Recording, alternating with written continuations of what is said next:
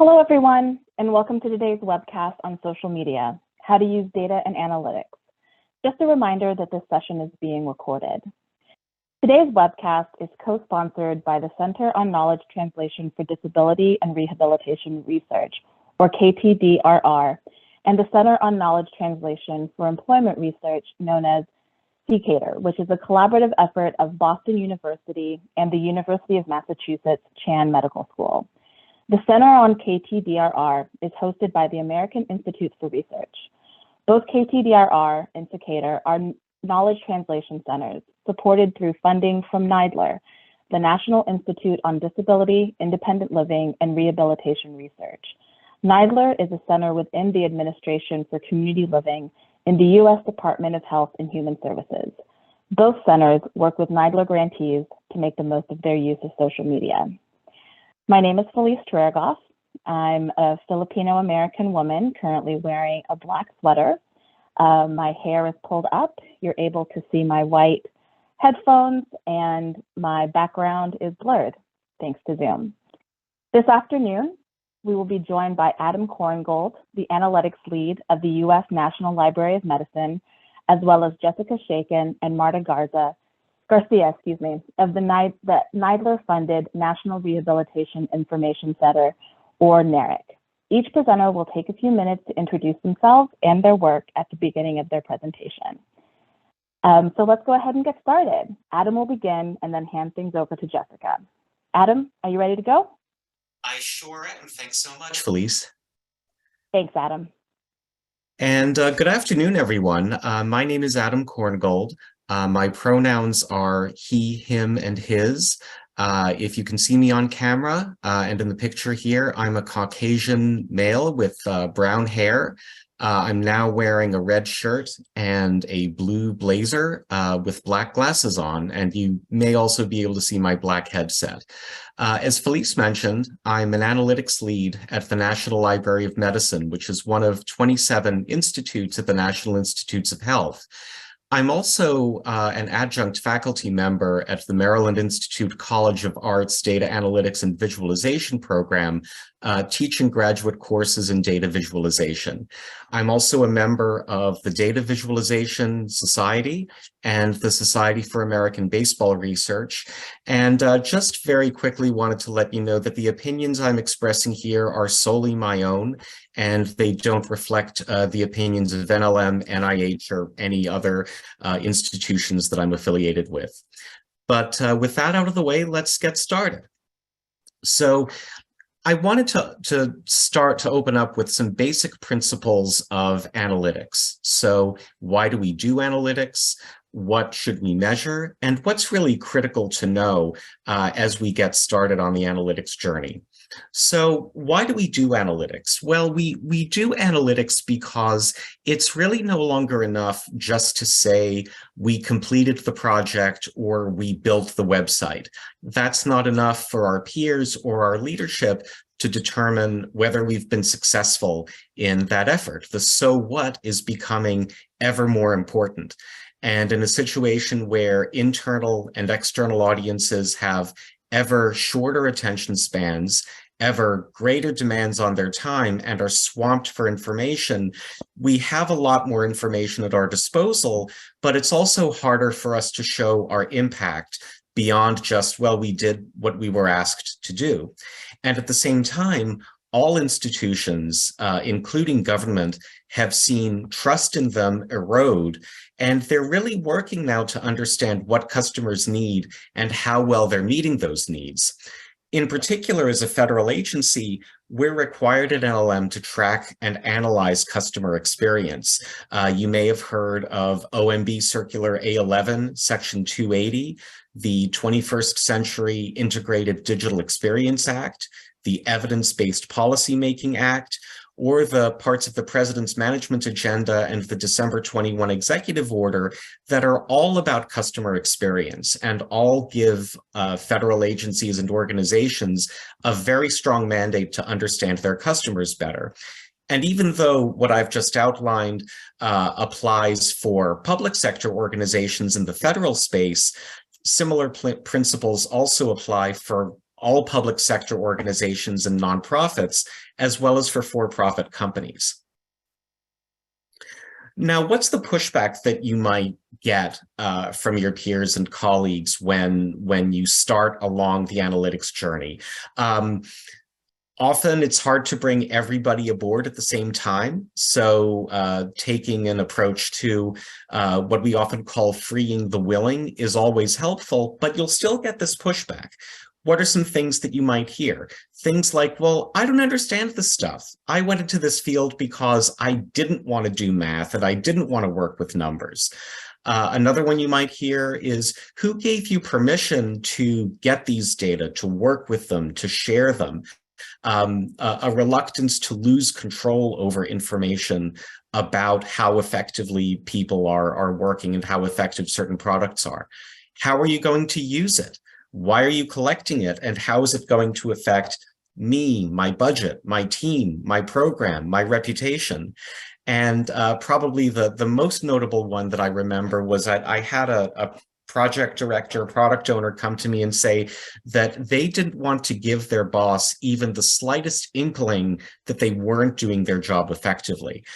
The key theme in combating all of this pushback is to show that what analytics does is it helps us do our job better, helps us understand our customers and our products more effectively so that we as product owners can be better stewards of those products. So now that we know why we want to measure, what should we measure? What can you start with? And my best advice here is to keep this as simple as possible, especially when you're getting started.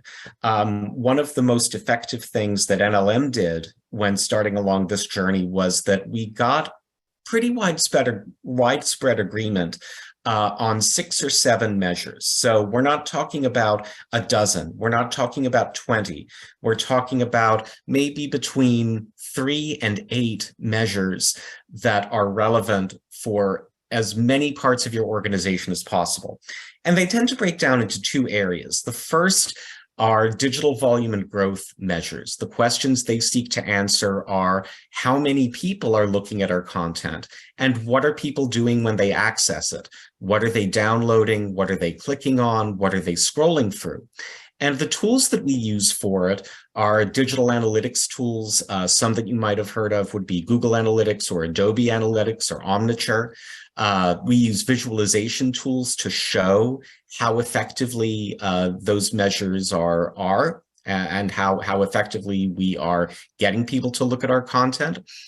The drawback is sometimes this requires development work. So there are tags that need to be applied to web pages to accept analytics. The other set of measures that are really important are experience measures. What is the actual experience of the people who are looking at your content? And how would they describe their experience? Different ways, tools to get at these data include survey tools, focus groups, in-depth interviews, and usability studies. And some things to remember as you're doing this are that they may require approval for information collection.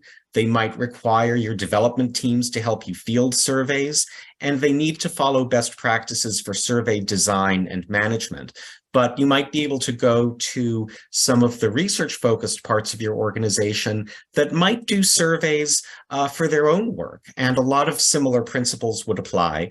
And I would also add that for the customer experience measures, data visualization is also a really important tool so people can see your results and understand them. 2 things are really critical here. The first is agreement on essentials. So a uniform opinion on what's the value of measurement. What should you measure? So as I mentioned before, having a smaller set of measures that are not controversial, but bring as many people as possible aboard within your organization.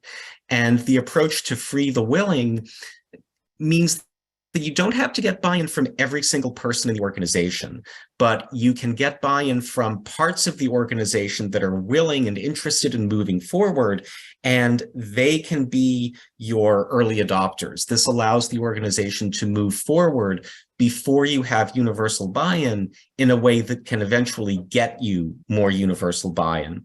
And the other thing that's critical is making analytics a part of your regular work, helping product teams become more comfortable with data and able to integrate analytics into their regular work, and creating routines for insight generation and presentations. So could be brown bag lunches, could be regular meetings between analytics groups and product groups, so that there's a clear and typical and accepted space for sharing ideas, and this becomes a part of workflow. The other thing to remember, and this is something I tell my students a lot, is the technical developers, the web developers and the app developers in your organization are your friends. If you have access to IT staff, use their expertise to design tools that support customer experience and analytics and that let you track them seamlessly. We often think of developers as being very technical people who work kind of far above our heads, but really their job is to find solutions. And they are very, very creative and can work with you to help you develop solutions using an agile mindset. It also helps to take a tool agnostic approach. So to be flexible about the programming languages or information gathering methods and visualization tools that you use, and to use the tools that, number one, lend themselves most to the job you're trying to do, but number two, are most aligned with the skills that you have, so that you're making best use of the tools that you have. The other thing that often happens when organizations are getting into analytics is they're moving from a project management to a product ownership mentality. What does this mean? Well, in a project management mentality, we do projects because our leadership has asked for them, and we tend to throw those development tasks kind of over the wall to the developers or the product creators. And they execute on that task and then they're done. Success means that the project is done on time and under budget. But in a product ownership mentality, product owners take much more kind of conscious and intentional ownership of the work that they do. So instead of projects just being asked for, it's a continuous improvement process. And the project is never really done. It might move to another stage of development. But ideally, what the product owner is doing is constantly taking information from the digital analytics, from the customer analytics, and finding opportunities to continuously identify customer need. And those measures of success are defined and tracked by product owners. So yeah, we still want to keep within our budget, certainly, but the real measure of success isn't, well, did we do the project and keep it under budget? It's, is this project meeting the customer's needs as we define them as product owners? And those needs might change over time, but we're able to track them and manage them. So now I'd like to shift a little bit to a brief how-to guide to help you think about, as you're getting started on this journey, what are some things that you can do to figure out what your customers need and what you can measure. So the first thing I want to look at is personas. And this is something you might have heard about from marketers you may work with. Developers also use it as part of their agile methodology. And the idea here is to think about the kinds of people whom you serve and describe them. Now, when you do this, focus on needs, wants, and motivations, not demographics. Sometimes it helps to give your personas a name because that might make discussion a little bit easier. But on the other hand, naming personas can also embed assumptions about gender and other elements of identity that we might want to steer away from. So you can name your personas, but you don't have to if you think that that might be a better fit for the work that you're doing. And the key point of personas is to use them to define your customers and what their needs are. What are they trying to do? What's easy or hard for them? And what frustrates them? I think the best illustration of this is something I found on LinkedIn a few months ago when Charles was still Prince and not King of the United Kingdom. But what I love about this is that we have two named personas here. One is King Charles, the other is Ozzy Osbourne. Demographically, they're both the same. They're male, born in 1948, raised in the United Kingdom, twice married, live in castles, and are wealthy and famous. But I don't think that anyone would put King Charles and Ozzy Osbourne in the same persona bucket. They're very different people, again, based on their needs, wants, and motivations. Thanks, Linda.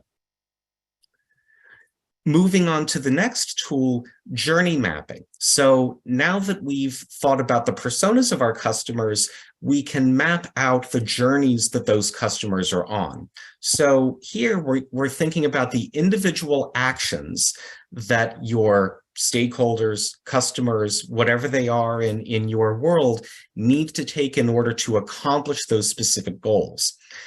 And as we're mapping what they're actually doing, we can also map what's easy or hard for them. And then we can also map what our process is to build the product that we need to build for them. So in this example, and this was an exercise that we actually did at NLM, we have blue sticky notes that show the persona and what their desired goals are. Then we've mapped out the process using the orange sticky notes, and then using the pink sticky notes, we've mapped out the individual tasks that we're looking at doing. And the final step that we come to, or element that we come to, is data visualization. This is a whole topic unto itself, and I could probably talk about this for the full hour, but I won't. What I will say here is that when you're visualizing data, the classic admonition from narrative to show, don't tell really applies here. So here we're looking at one of Jessica's and my favorite charts, which is Charles Joseph Menard's chart of Napoleon's march to Moscow. And this chart shows 6 dimensions: time, the strength of the invading French army, the temperature, the direction of travel, and the location on a 2-dimensional surface, all on a single piece of paper.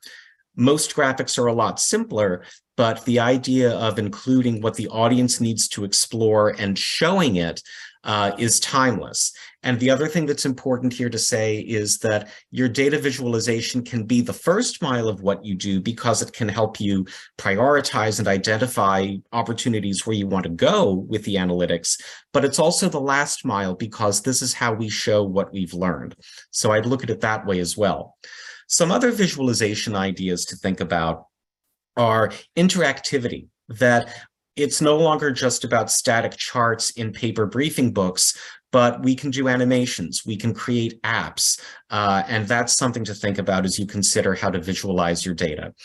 At the same time, it's important to give simple roadmaps and instructions for your audience so that they know how to interact with the visuals, and also to adhere to best practices in accessibility, usability, and inclusion, because as visual a society as we are right now, not everybody can access visuals in quite the same way. So bearing in mind those principles as you come up with data visualizations will be very important. And so where to get started with all of this?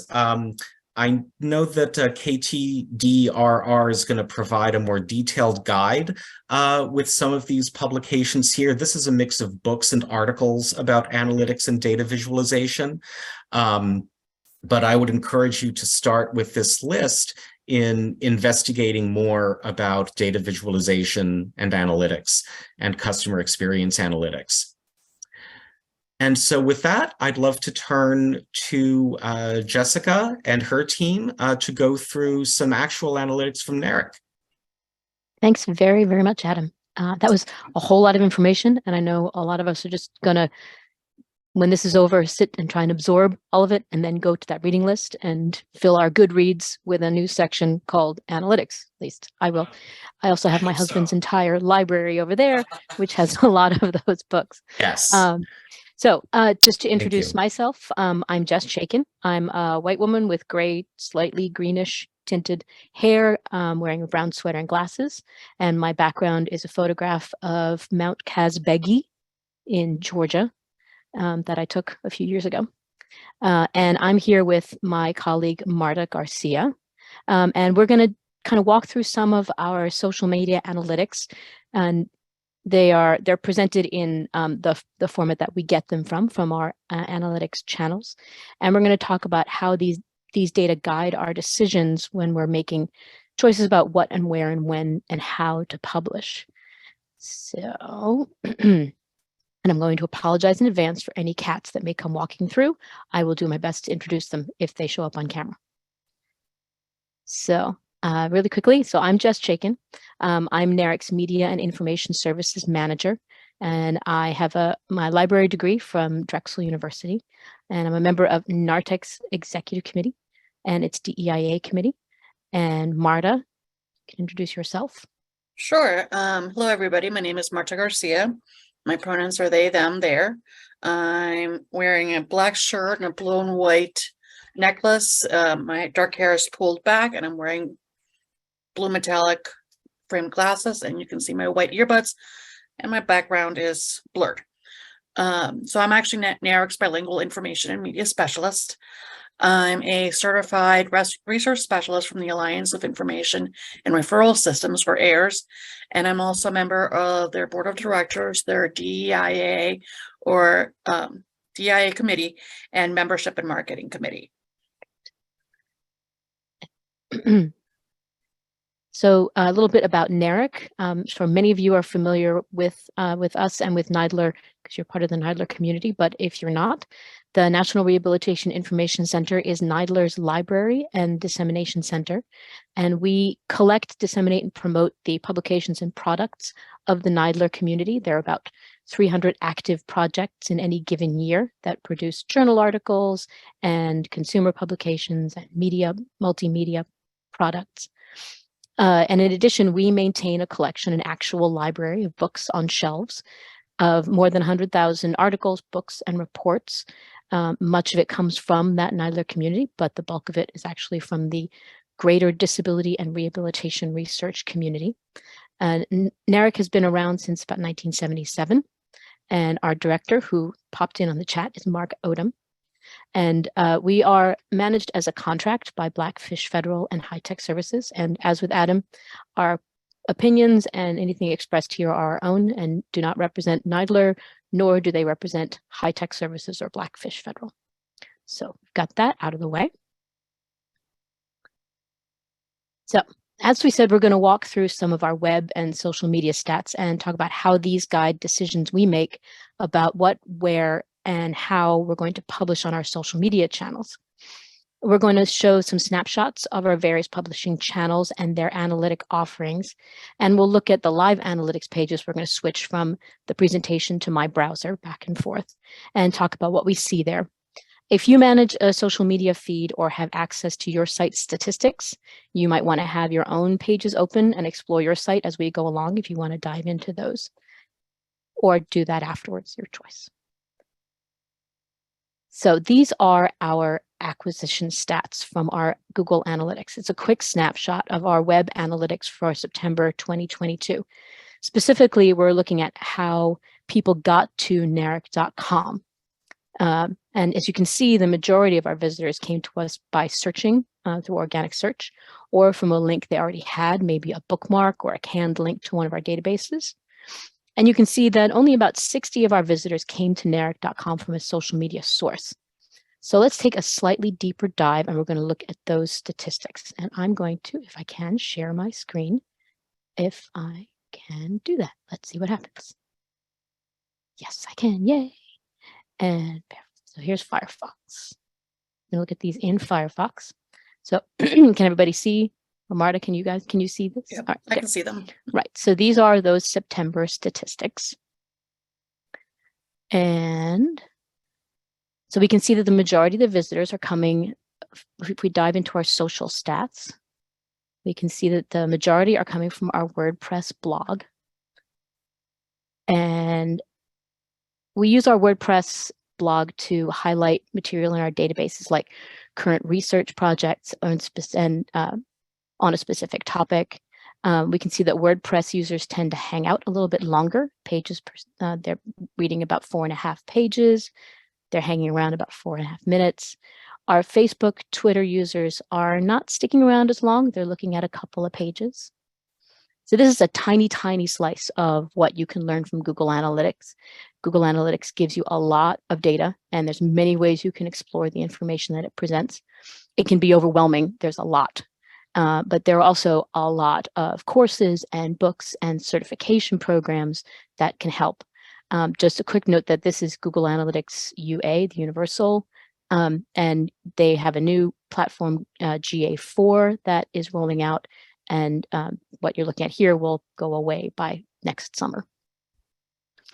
Right, so now I'm going to stop sharing and we'll go back to our slides and talk a little bit about what do we see when we're looking at those statistics, right?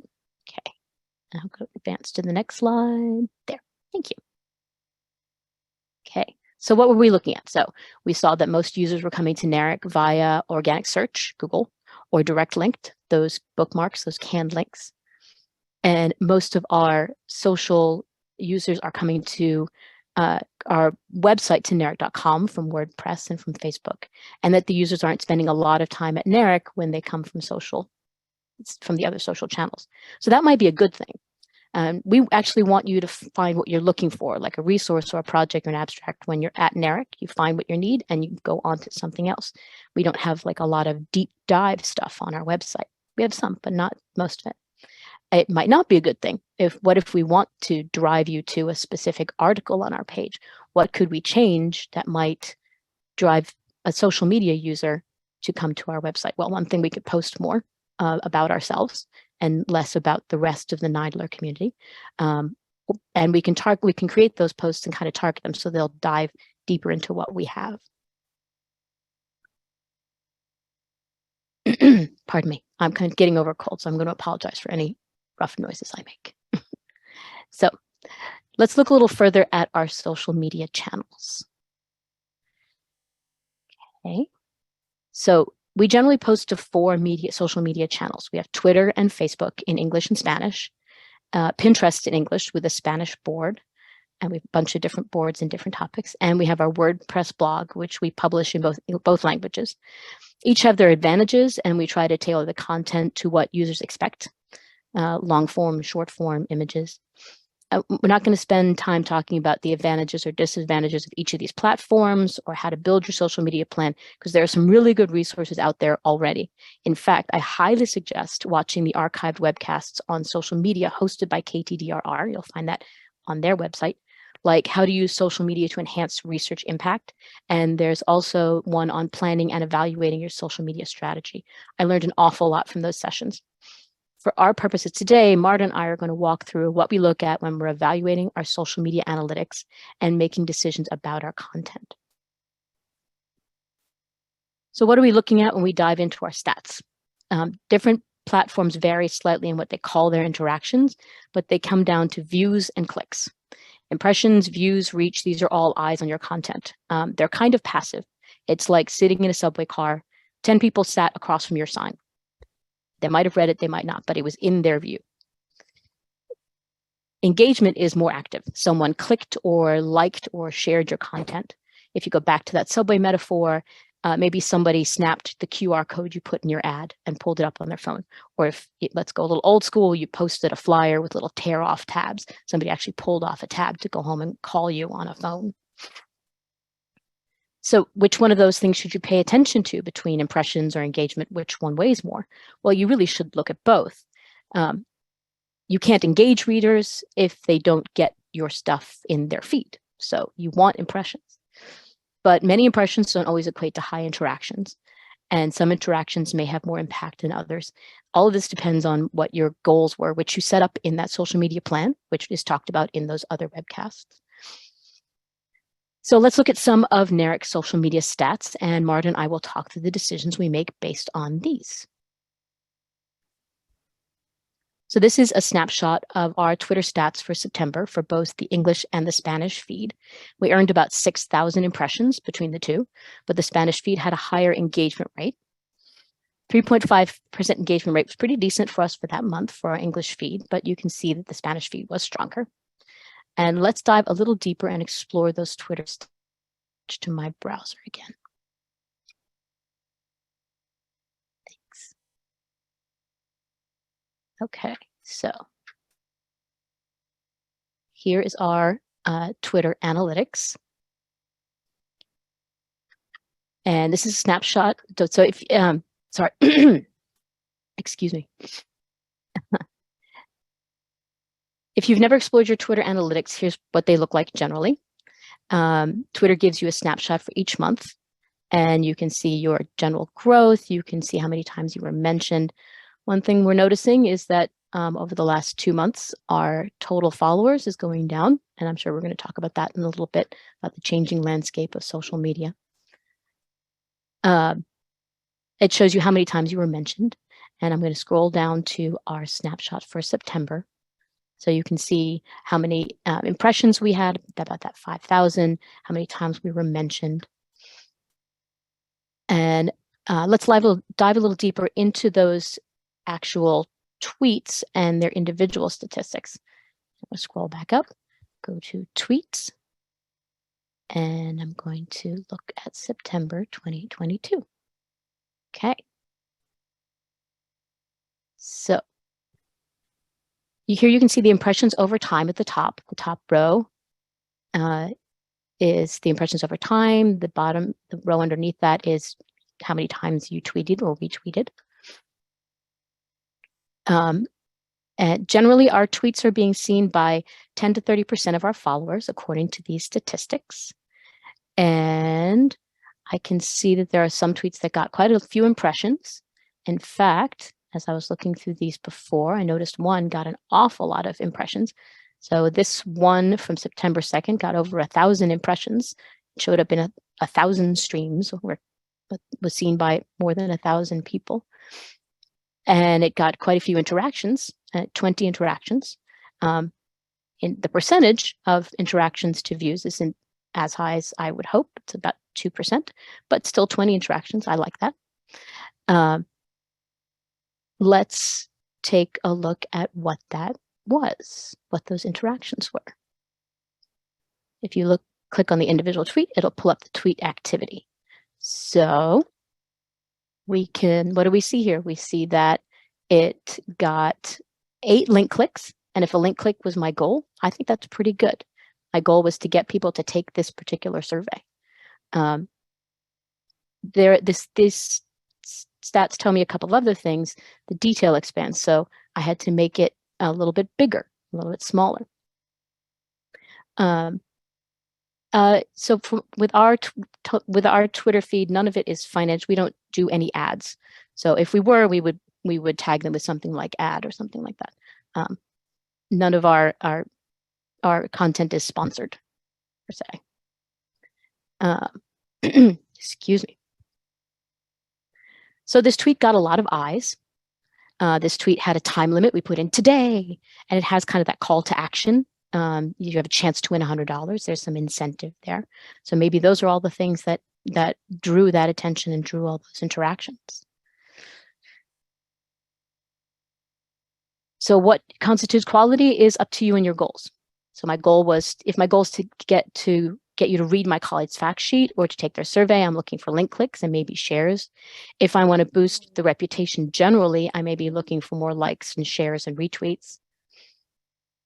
People liked that tweet and they shared it. That's nice. Let's look at another one that maybe it got a lot of interactions, but we need to figure out what the quality of those interactions were. So here's one from September 1st, where we were talking about an upcoming webinar from the ADA National Network. It got an 8.5 interaction rate or engagement rate, which is pretty decent. But when we look at it, those are all likes and retweets. If my goal was to get you to sign up for that webinar, these stats tell me I didn't quite reach that goal. What could I do differently if I'm going to promote another webinar in the future? My decisions could be I reorganize the tweet, I put the links further up, I give it more of a sense of urgency, or maybe more of a sense of value. Let's look at the Spanish Twitter feed and statistics. Pull up. Here's the Spanish.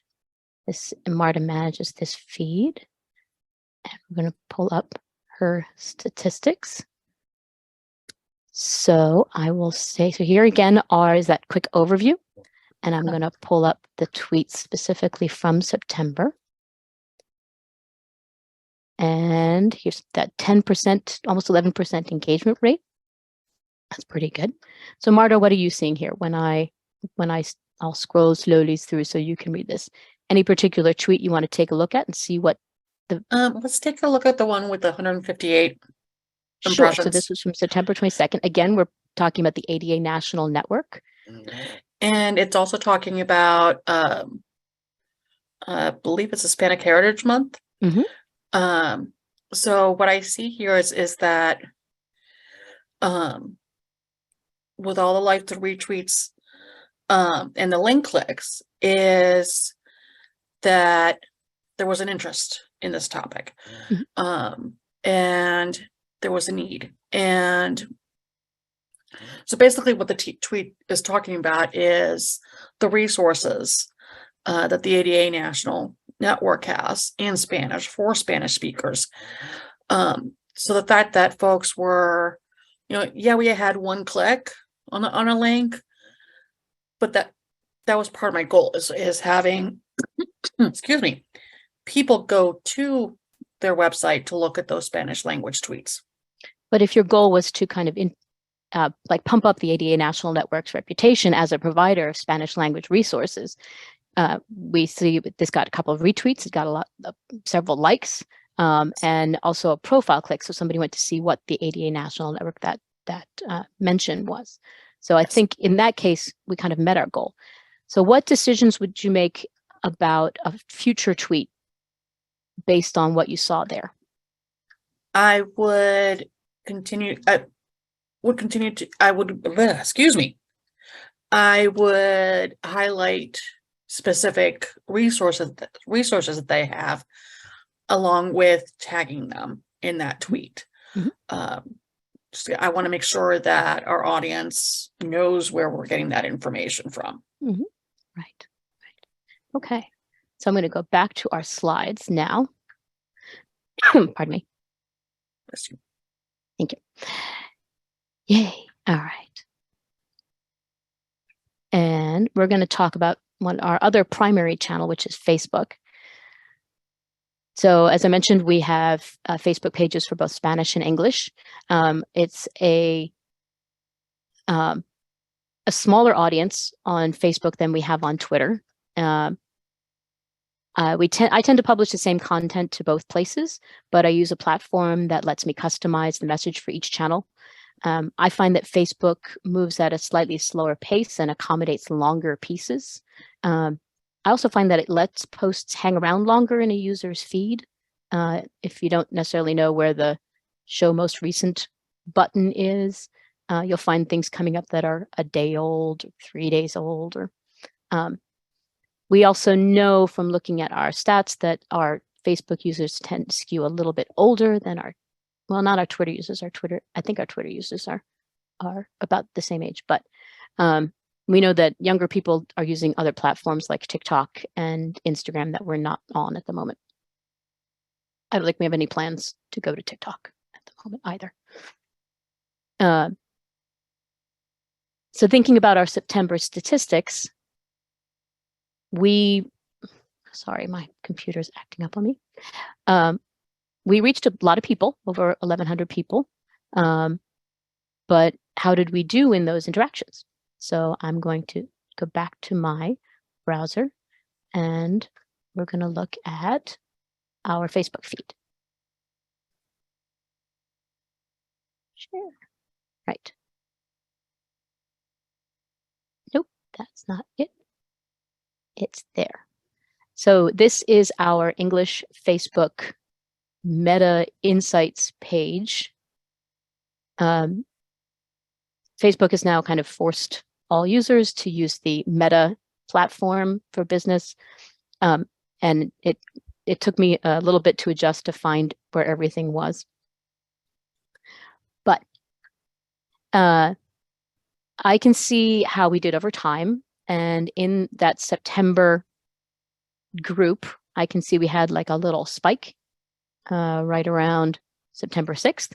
We had about 350 people come to our page, which is interesting. It'll be interesting to see if that connects with whatever we posted on that day. I don't remember September 6th being a particularly active day, but we'll see. So we can, you see the results. This is your reach. How many eyes are you getting? And the content shows each of your posts and they're each of their individual reach. So I'm going to click on the content report to see what that tells me. It's loading. It's loading. Sorry for the delay. So this shows me everything we posted in September and the individual reach and reactions and any actions that users may have taken. And the engagement rate is okay. The likes and reactions, we see just about everything we posted got at least a couple of reactions. But if I go over to my link clicks, which if that was my goal to get you to click on something that I shared, not many of my posts got a lot of clicks, and just a couple of clicks on each. So it's okay, but maybe that doesn't meet that goal that I set for myself in my plan to get you to sign up for that webinar or take that survey. So reactions and shares are valuable, but only if my goal was to build up a reputation, not if my goal was to get you to take that webinar, to sign up for that webinar. I can see that this post on Neidler's long-range plan stakeholder sessions did pretty well in terms of people clicking on it and also reacting to it. So it's this post here. I'm going to pull it up. And it behaved better than most of the posts that we posted that month.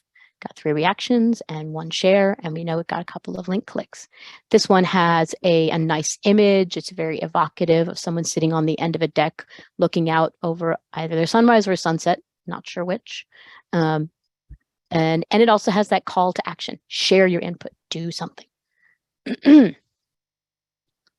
Right, so we are we're running on time, so we're gonna go and back to our slides.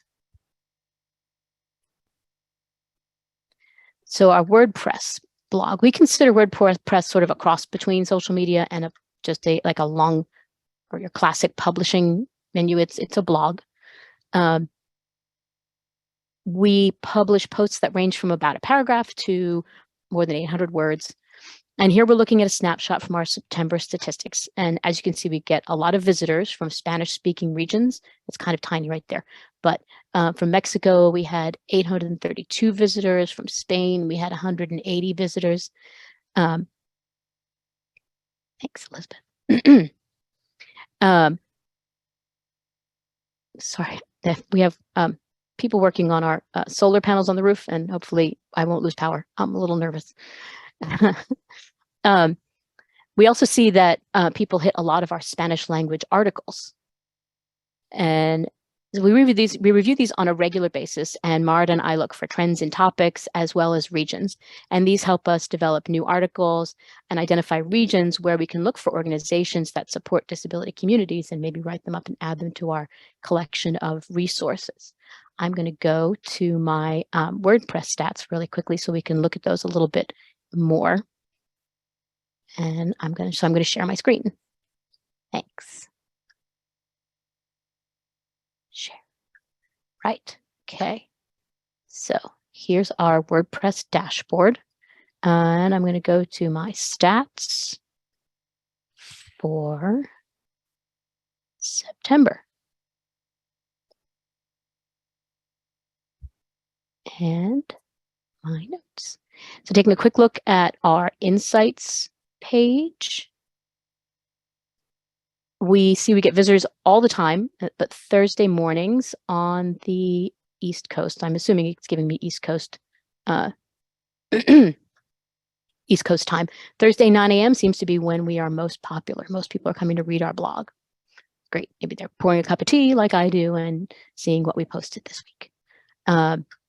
Going back to those statistics for traffic, and I'm going to pull up September again.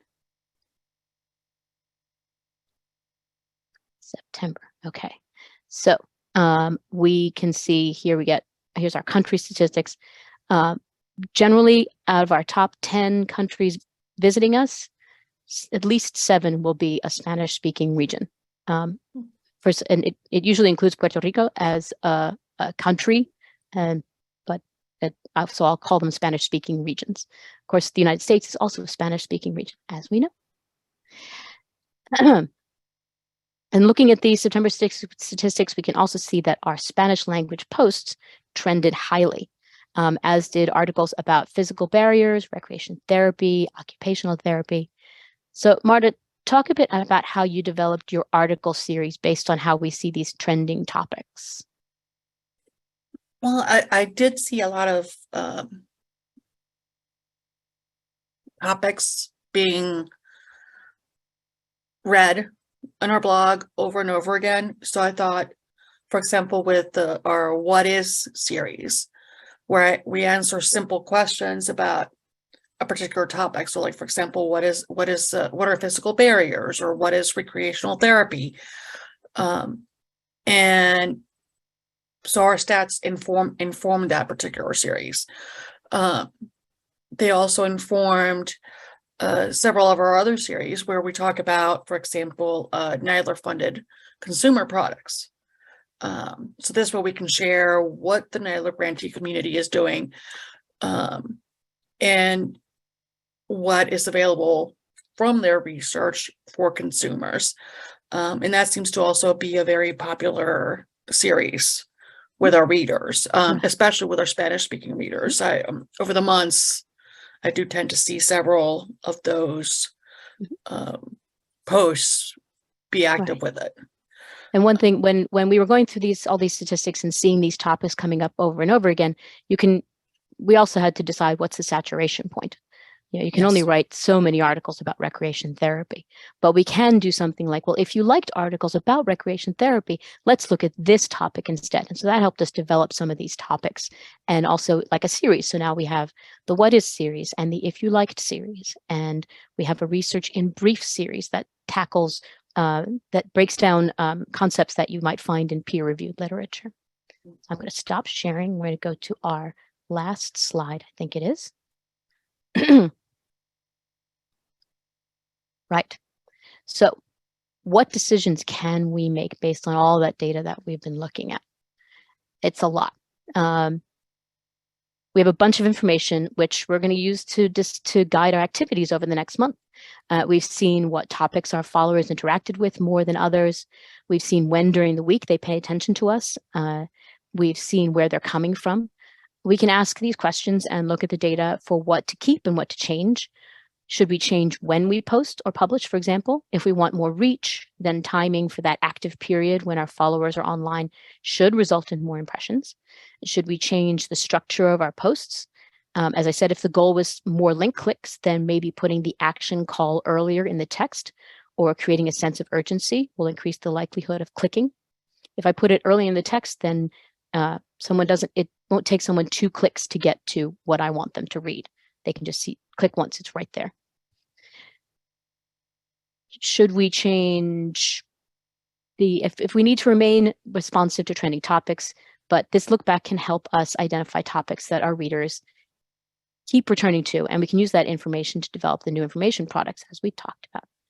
And we can review these metrics going forward and see if the changes have an impact. If we change the structure of our tweets, then did people actually click the link to sign up for the webinars, or to take the survey, or to read the fact sheet? I will say that we changed our social media management platform in the last few months to one that offers more guidance on when to post, and offers suggestions on length and tagging and image usage. Generally, we find using an all-in-one platform, so you have one piece of software that helps you to manage your Twitter, Facebook, Pinterest, Instagram, all those things, to manage them, to see your streams. It's incredibly helpful, and we can use these as a team. I don't want to recommend a specific product because it will depend on what your goals are, what you want to see. I like this particular platform that we chose, and I can talk about that offline with somebody. I liked that facet of it, the guidance. I'm not as happy with how it displays the analytics. So that's why I'm going into these individual platforms to look at the analytics. Whichever one you choose will depend on how much money you can spend, because they all have a cost to get the good parts. But you decide what gives you the best value for the money you're about to spend. And as we talked about, I don't know what the future holds for Twitter. We spent a lot of time talking about Twitter here today. We've noticed a drop in followers of about 10% in the last month. And I've seen a few people here mention that they're watching their stats go down too. We're planning to stick around for a while, at least.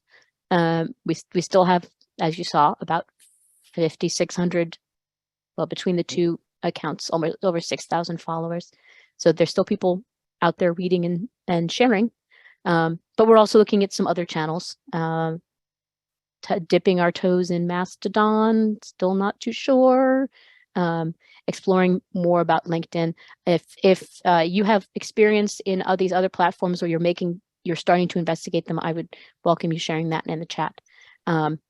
So from this point forward, Marta and I are going to keep looking at our stats and adjusting our publication goals based on what we see, based on those metrics, and hope that our messages and our tweets and whatnot reach the people that can use them. Exactly. Yeah. Great, thank you. A huge thank you to our presenters. And we do have some questions in the chat. I just want to be mindful of time, so we won't be able to get to all of them, but we'll go through as much as we can before our time runs out. Adam, I know that Jess had talked about this briefly toward the end of her presentation, but can you speak to your how you think social media is changing, given the disruption of Twitter, and can you speak to see if you are going to look to change to other platforms in the future? Sure. Well, I think for a lot of government agencies, I think the way that they use social media is really evolving. And so at NLM, we tend to use social media, primarily Twitter, as a way to disseminate information.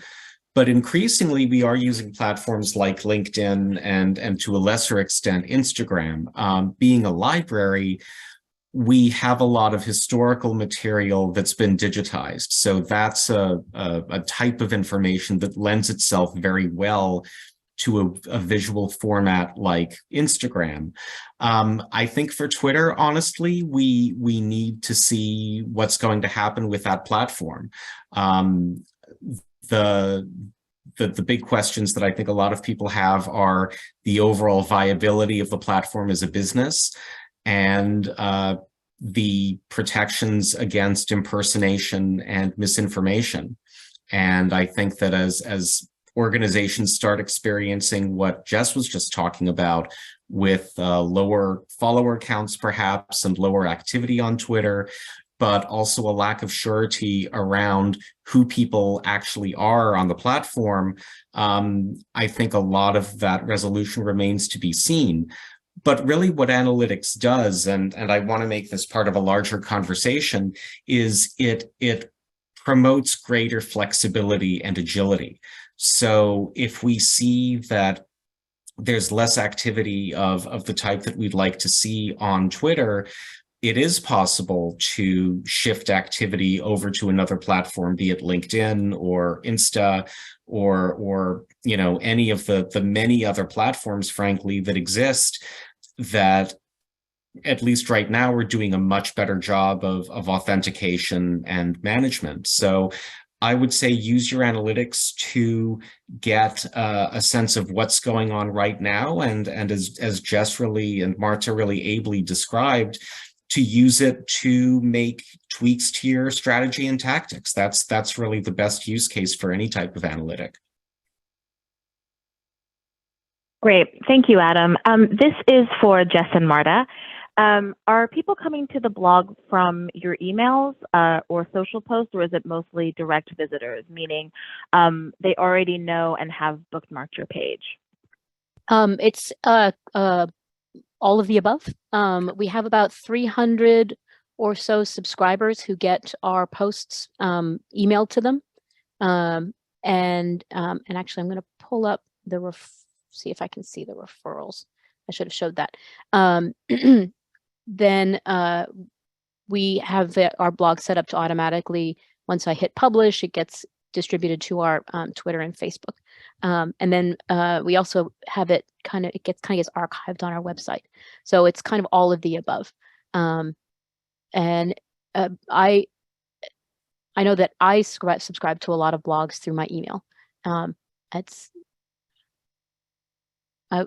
just spent some time converting somebody else's blog feed from FeedBurner to something else. So I'm sort of thinking about when we all had RSS feeds, those of us who have gray hair. And Nobody here, right? Right. And how my morning routine would be grab a cup of tea and pull up my RSS feed, and there were all my food blogs and my library blogs, and I could go to those. And sometimes I wonder if people still do that.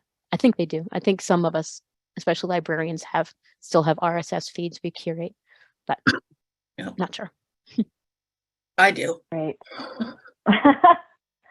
Well, I do want to be mindful of time. Thank you so much again to our presenters, our ASL interpreters and CARTS transcribers.